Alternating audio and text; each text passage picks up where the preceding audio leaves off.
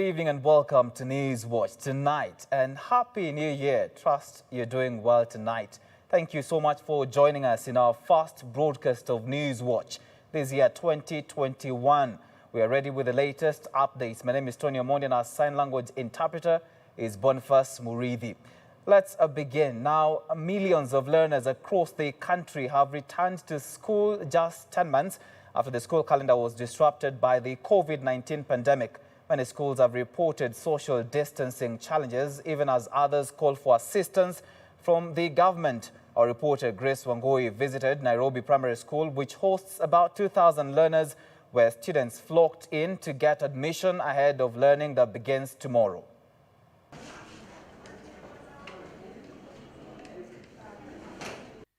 The fate of resumption of learning across the country was decided a few months back by the Ministry of Education. This is after stakeholders came to a consensus that full-scale school reopening be done from 4th of January 2021. The decision came after the Ministry of Education instructed Grade 4, Standard 8 candidates and Form 4 candidates to resume learning and use the resumption as a case study to determine the fate of other learners. Nairobi Primary School, a boarding and day primary school which has a capacity of 1,900 students, is among schools across the country that began to admit their students today. Accompanied by their parents, the learners carrying their boarding essentials and learning materials queued for admission ahead of learning that will begin tomorrow once day scholars come in. Deputy Principal Nairobi Primary Kennedy Onyango, speaking on preparedness, assured parents of the safety of their children as compliance of Ministry of Health guidelines will be top-notch, including washing of hands and adorning of face masks. So on general preparedness, we are prepared with that. We are also working on how to pass information or make sure that they are informed when it comes to this. So we have put posters all around the school telling them on the necessity to wash hands, clean their hands, or even to sanitize. We are not placing sanitizers around. It's a chemical in nature, but we have enough watering points, and soap is placed in those places. So you have both liquid soap and solid soap. So they use that at every watering point, every hand washing point, you are having some soap there. So we have put that in together with posters around. Then all the children are supposed to wear masks. Actually, the last time we were sitting in this school, each one of them had masks and they had a packet each. The matter of social distancing for Nairobi Primary School, just like in many public schools, will prove to be a challenge. Around the primary school, visibly written "No admission vacancy" posters stuck on the walls. Kennedy Onyango says this is to prevent the school from swelling the population more than the facilities can handle. But what we are saying is that we do not have space. We don't have space. All that we have is, even what we have cannot take all these children if we are to space them. So if we keep on just taking every person who comes across, we might move into a worse situation. Professor Magoha earlier today at Olympic Primary School announced that the school will not be admitting any more students as the school was at full capacity with 4,700 learners. Parents who hope to transfer their children to the school were left stranded at the gate with no hope for admission. The Ministry of Education recently directed school administrations to come up with innovative ways to handle low student-teacher ratio, which emerges as a challenge, as Onyango explains to be the case even for Nairobi Primary School. And we are actually facing that kind of situation whereby the classrooms will not be enough to accommodate the several classes that we come up with. And then coming up with so many classes will mean so many lessons to be attended to. Then therefore it means that we need even more teachers. Because if you have created several classes, then in the morning when they come, this class wants maths. The other class is maths or subject. And you cannot have, so the question of teachers arises. It's another challenge now, because you might not have enough teachers to fit in all the extra classes that may be created. We have quite a number of rooms around here, There are rooms that were newly constructed and we have not used them so much. We are also intending to put up some temporary structures. We are actually having plans to put up some tents, and we are going to work on it more. But what we have already, we are using our extra rooms that were not used for other things to create classes there. Grace Sangoi, Hope TV News Watch. Meanwhile, parents have expressed mixed reactions over the full-scale reopening of schools amid a pandemic. Speaking to Hope TV, most parents expressed their fears, saying the lives of their children are in danger now that the COVID-19 curve has not yet flattened. However, some are okay with the government's decision of reopening schools, hoping for a successful academic term. Mark OMONDI has this report. Students across the country on Monday began to resume school for an academic marathon after one of the longest breaks attributed by COVID-19 pandemic. A back-to-school rush could be witnessed in big towns such as Nairobi as the country marked the full-scale reopening of in-person learning for both primary and secondary schools. Many parents were spotted accompanying their children back to school, confident that things won't be tough as the previous year.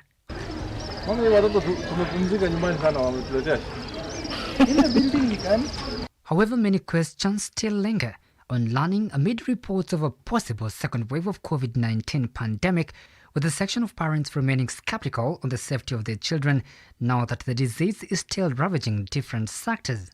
For one, Rhoda, Kenya, this is not the best time to reopen schools, as the virus is still fast spreading in community. Mtoto ni ngumu sana kujizuia kama mtu mzima. Yes, mimi ninayesaona si vizuri nisalimie mtu na mkono. Lakini yule mtoto ataweza kujizuia. Ya pili, hizi maski tunavaa, mtoto mwingine utapata ametoa ya mwenzake, ameivalia yeye. Hujui mazingira ya yule mtoto mwenzake. According to her, schools should rather reopen in March. Ningeulizwa, ningesema watoto warundi next term. Warundi mwezi wa 4, corona kama imepungua kabisa. Benson Macharia, a Form 4 student from Fred's Grammar School, is ready to take on with his studies after a long school break. So far, mimi nimejipanga for revision studies, najua nitarecover hizo stuff zote. For my revision standards, I'll take my time and I'll do all the best. The reopening of schools will mark the beginning of the second term of the school calendar, which will end in mid-March this year. According to Grace Njeri, a student from Facing Mount Kenya Girls, there is no time to waste now that 9 months are already gone. For now, mchezo hapana. Say watu wa Form 1, Form 2 watasema watacheza wako na time. Form 3 na Form 4 ndo wanaona time imeisha. Lakini hadi for me niko Form 2. Nikiwa Form 1 nilikuwa nacheza nikisema kuna time.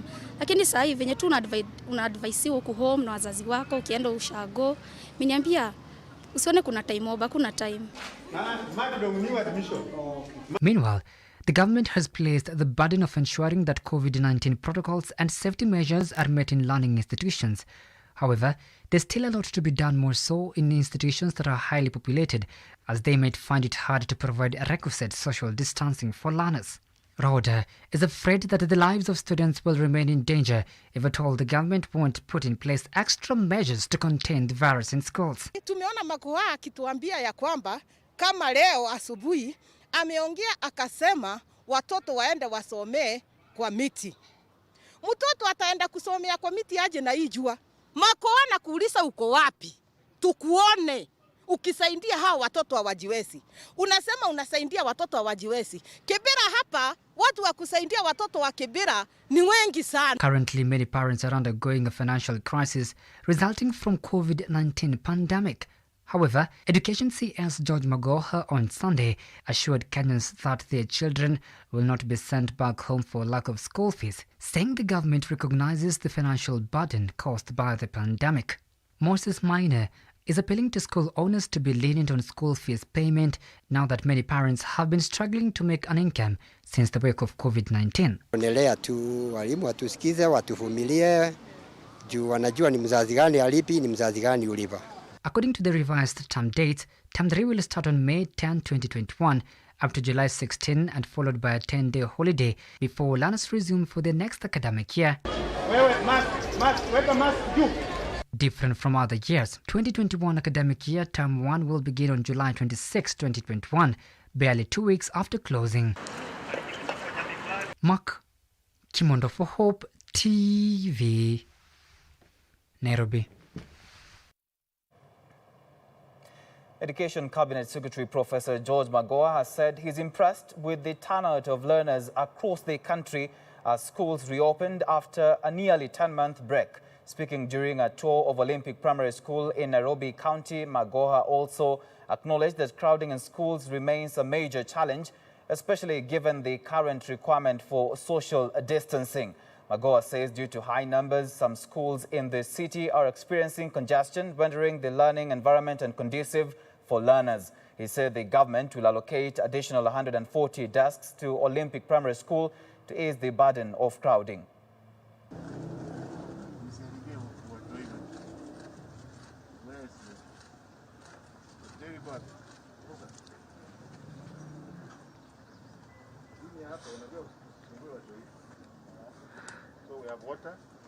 We are going to give it a little bit more support in terms of ensuring that the children are being taught. But I think you went into the classroom.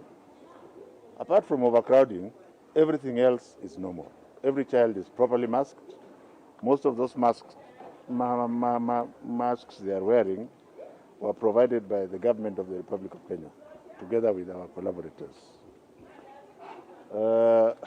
In terms of ensuring that we don't have a crisis here, even though we had already delivered the economic stimulus package desks, I have decided, because I think the President gave me those powers, to vary one or two things, that we shall give another 140 desks to this school. I am going to pick some of the desks which were ready, which were meant for another school, which may not be having a very tight problem like this. 70 of them will be here today, and during the course of the week, a balance of 70 will have been fabricated and brought. Then we shall fabricate and take to the other person that I was talking to.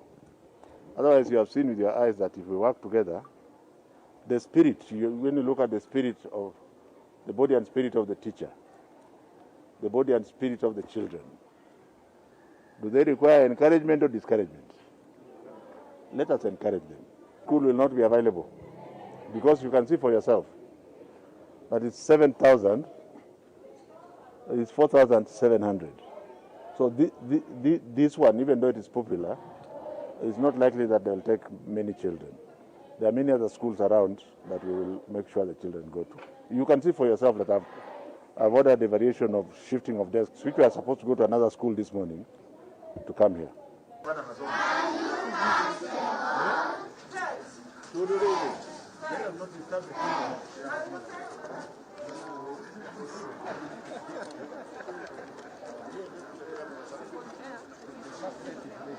Ake hivyo kuja hata bagi yetu inaweza enda na mabetri na tripod.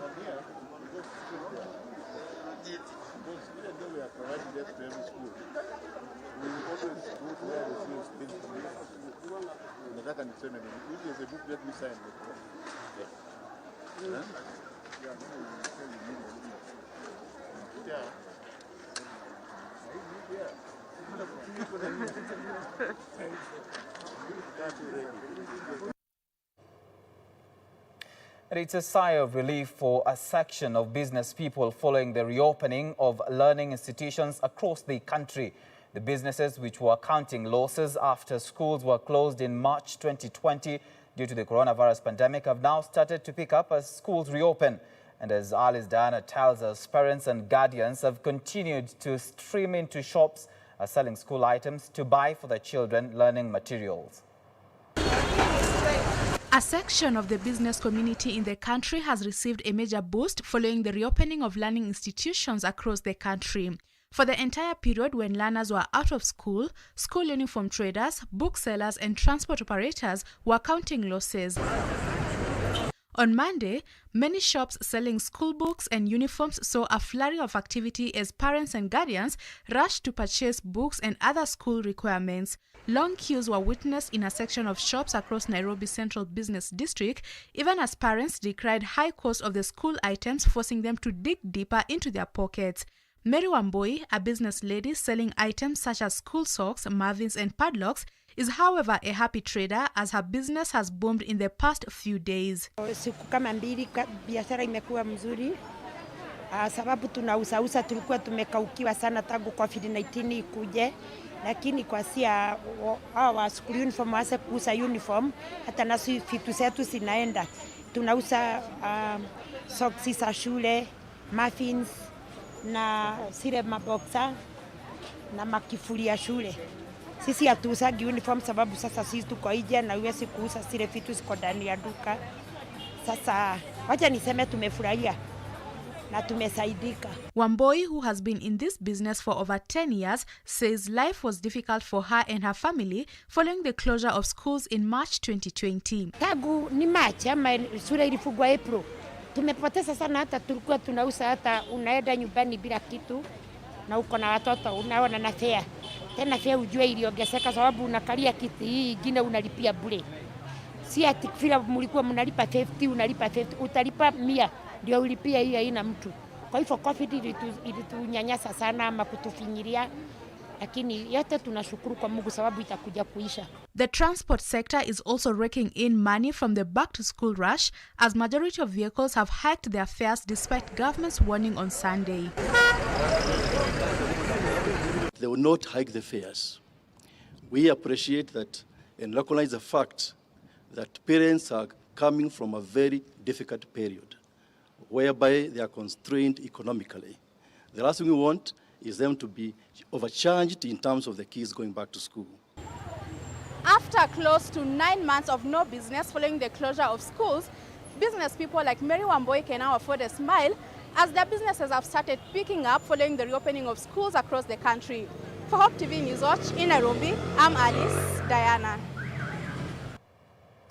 Over 40 pupils and students from different primary and secondary schools on Sunday congregated at Sitam, Ongata, Rongai for prayers before reporting to their learning institutions. The prayer ceremony was led by Sitam Senior Pastor Matthew Kelly, accompanied by other members of the clergy, who also gave a message of hope to students that things will be okay despite the dangers of the COVID-19 pandemic. And Lord, I pray that this anointing is going to do what it is supposed to do in their lives, oh God. I pray, oh God, that it is going to break every evil and wicked foundation.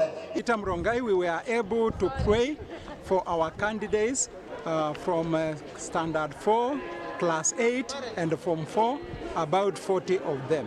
And we prayed for them and committed them to God for success. Let's continue to remember our children because of the situation they find themselves in, that God is going to give them peace and protect them from corona and help them in their studies. You know, there'll be another influx of children from other private school to public schools. But I think as the government has taken precautions, we don't have any fear because of influx of COVID-19. And I believe everything has been set. As the Minister of Health has said that they have put all the protocols on their way. So I don't think there should be any fear. In Kakamega County, various schools have decried high population in classes, calling on the government to increase the number of desks in schools in order to ensure the social distancing rule is achieved. Addressing the press, Muyala Primary School head teacher Barack Odhiambo said the school has got few desks and only 3 thermoguns, inadequate to manage the current population. He's calling on the government to provide more desks and other necessary equipment to manage the situation. Unapata kwamba darasa liko na watoto wengi, lakini pia madeski ni machache na watoto ni wengi. Kukaa kwao tunaona wengine wanakaa 3, 4, wanafinyana. Na hiyo haipeani nafasi ya distance ya 1 meter. So tuko na hiyo shida na naona madarasa yenyewe pia yanahitaji pia kuongezewa madawati. Kwa hivyo sisi kama walimu tunawahimiza wazazi ambao wangali na wanafunzi nyumbani wafanye bidii walete watoto wao shuleni, kwa maana masomo yameanza tayari na Hatutangojea wale ambao wako nyumbani, wakiingia wale wameingia wanaanza tu masomo direct. Not all schools are going to be given the desks. We were told that in our sub-county, only 15 schools will be given the desks, and each school will get 70 desks. So it happens that our school is not among the 15 schools, and therefore it means we have not got the desks as at now. We have what we call understaffing. So the teachers are really trying, but they are finding it very difficult because even the thermogans are not enough. As I talk, the school has 3 thermogans, which are not enough to manage the population that is there. All right, with that, let's take a short break on News Watch. We'll be back with more to stay with us.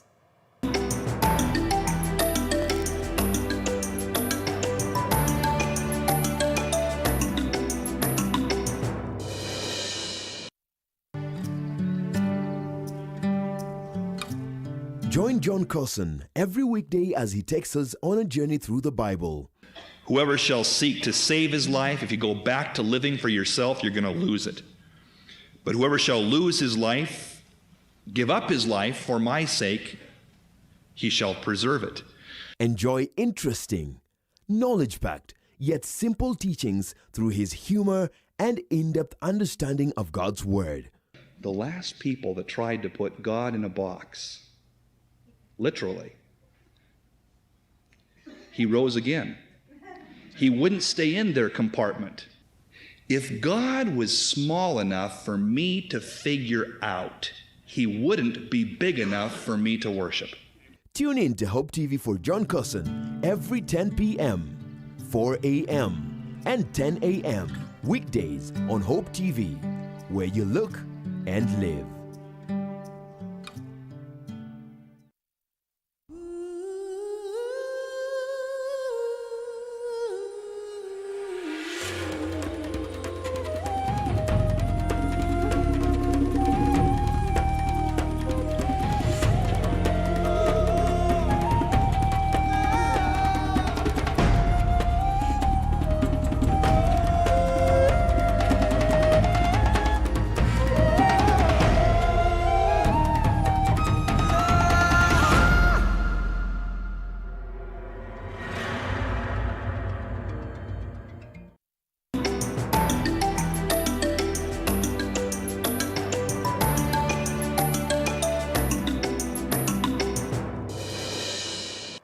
Welcome back.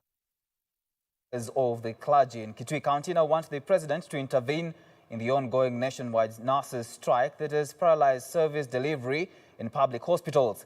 The nurses downed their tools in December to protest lack of personal protective equipment that saw their colleagues contract COVID-19, with even others succumbing to the disease.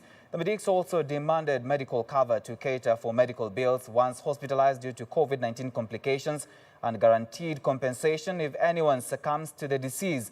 Archbishop Raphael Kituva of the Good News Church of Africa faulted the state for turning a blind eye to the safety of the medics who have been in the front line in the fight against the deadly virus.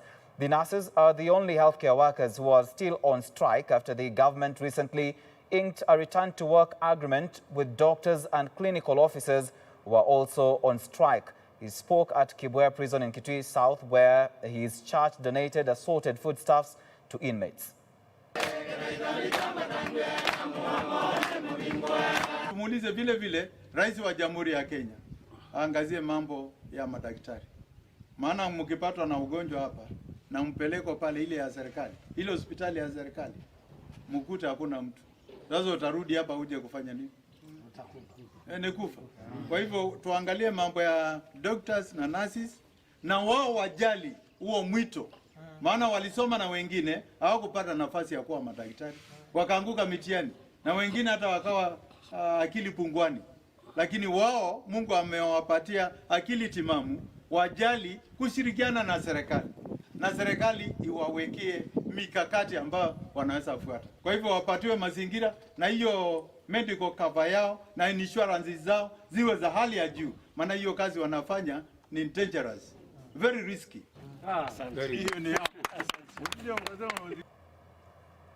It's now a temporary reprieve for ousted Nairobi Governor Mike Sonko after the High Court suspended the Nairobi by-election that was slated for the 18th of February. The court suspended the by-election pending the determination of a petition filed by the impeached county boss. High Court Judge Anthony Mrima, in a ruling, said Governor Sonko as well as the Nairobi County Assembly presented important arguments which he certified as urgent, prompting him to halt the by-election process. Nairobi County Assembly lawyer Ndegwa Njiro and Sonko's legal team both expressed satisfaction at the ruling, further stating that the matter should be heard by more than one judge. Judge Mrima will now issue a ruling on whether the matter will be heard by a bench on January 14, 2021. IEBC had already begun the process to conduct a by-election where the chairperson of Wafula Chebukati, in a Gazette notice, directed political parties intending to participate in the by-election to submit the names of the persons contesting in their party primaries. Chebukati also directed political parties intending to present candidates in the election through direct nominations to submit the list of persons nominated on or before Monday, January 11, 2021.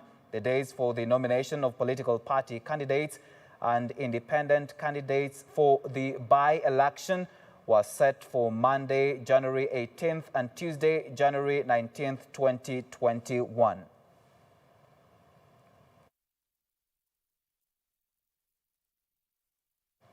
And to matters BBI, the Wiper Democratic Movement leader Kalonzo Musyoka on Sunday drummed up support for the Building Bridges Initiative, BBI, saying additional funds that will trickle down to the wards under the initiative will greatly boost the local economy. The Wiper leader, whose close political allies say he will succeed President Uhuru Kenyatta, said the BBI is not about specific leaders but the development of the country.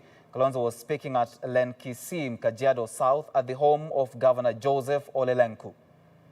BBI narudia kusema sio Raila na sio Ruto, ati moja anapinga mwingine huyu, na sio hata Uhuru Kenyatta. BBI ni akina mama hawa, wazee hawa ambao wanataka vijana hawa wakuwe katika mazingira ambayo ni ya kuwafaa. And kwa hivyo, kwa sababu bado tuko kwa kanisa, I'm so happy to see His Grace the Archbishop. Ile seneta wa Kitui amezungumza, isiwatie wasiwasi ama bubuasi. Tutazungumza tukiendelea mbele. Bado kuna kazi nyingi ya kufanya kuunganisha nchi hii. Napenda sana mchungaji His Grace. You've preached very well. Very good sermon. Ulituambia kwamba hapo awali ya kwamba shida inakuweko kwa sababu viongozi wako watatua hizo shida. Tupewe nguvu ya kutatua hizo shida. Umeongea vizuri sana ukasema leaders are there to make good decisions on behalf of the people. Sasa sisi tumeandamana kiongozi wetu na vile mmesema Lengu kule huku BBI kiletwe akuwe mstari wa mbele. Si mmesema hivyo? Na sisi tunasema awapate leader ikikuja ukambani akuwe mstari wa mbele. Meanwhile, Orange Democratic Party leader Raila Odinga has criticized Deputy President William Ruto for opposing the Building Bridges initiative, saying he could not distance himself from the woes of the Jubilee administration. He has challenged the Deputy President to join with the President and deliver the Big Four agenda, as he is the second in command. Raila, who was in Mombasa County to popularize the BBI agenda, said the initiative will resolve the winner-take-all outcome in elections, ensure more resources to counties and deal with historical land injustices that have plagued the region. Countries like Kuwait, Lebanon. Hili ambayo tulifanya mpaka wa leo ni kujaribu kutekeleza yale tulikubaliana na Uhuru.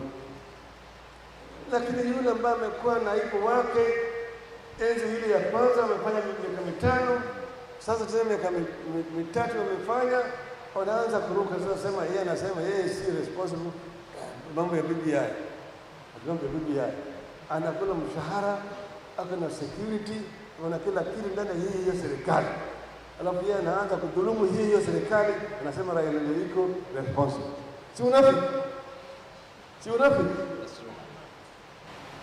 Sisi tunasema sisi serikali yetu haijakweko. Hii serikali ni ya Jubilee.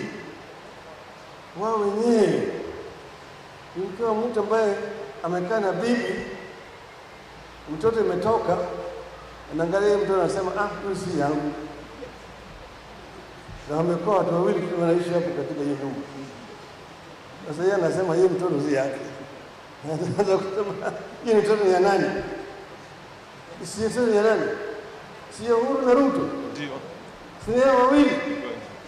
Inakuwaje tunasema hiyo mtoto ni ya Raila? Si ni wao unafiki. Si unafiki. Sisi tumesema yale tulikuwa tunataka bado hatujapata. Vita bado iko, tunaendelea mbele. Mambo yetu itakuja hapo katika siku za usoni. Lakini kwa muhtasari, nisema BBI imeleta gani mazuri. Watu wengi hawaelewi BBI vizuri. Away from that now, the country has recorded 106 new coronavirus cases in the last 24 hours after a sample size of 3,315 was tested. The latest statistics brings the total number of confirmed cases to 96,908. Of the new cases, 97 are Kenyans, while 9 are foreigners, with the youngest being a 9-year-old child, while the oldest is aged 70. In terms of recoveries, 184 patients have recovered from their disease, with 131 coming from the home-based care program, while 53 have been discharged from various hospitals across the country. The total number of recoveries now stand at 79,257. On a sad note, one patient has succumbed to the disease, bringing the cumulative number of fatalities in the country to 1,686. According to Health Cabinet Secretary Mutahi Kagwe, a total of 617 patients are currently admitted in various health facilities across the country, while a further 2,964 are on home-based isolation and care. The distribution of cases by counties: Nairobi has 87 cases, followed by Uasin Gishu with 5, Kiambu 3, Busia 2, Kajiado 2, Mombasa 2, Machakos 1, Makueni 1, Kericho 1, Meru 1, and Kilifi 1.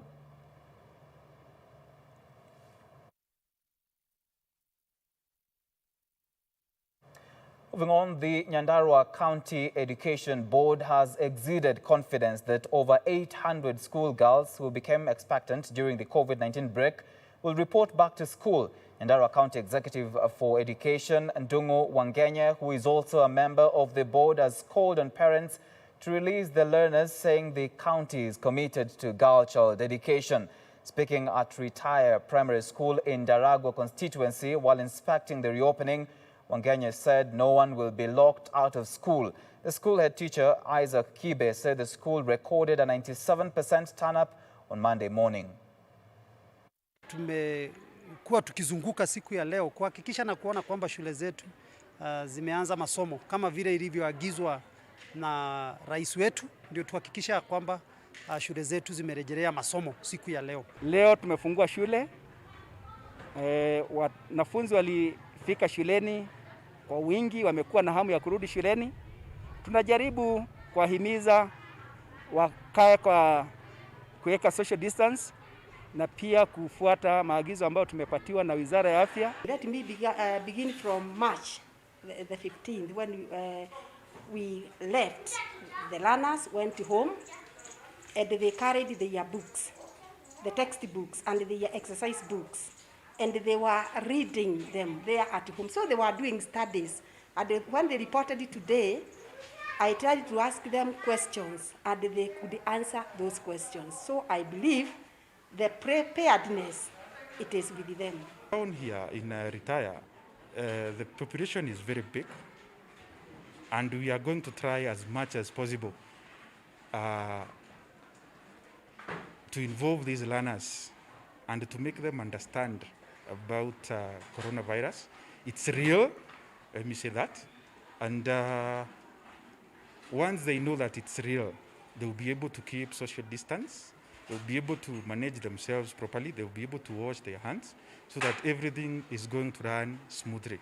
We are grateful for being back to school. We were missing school very much.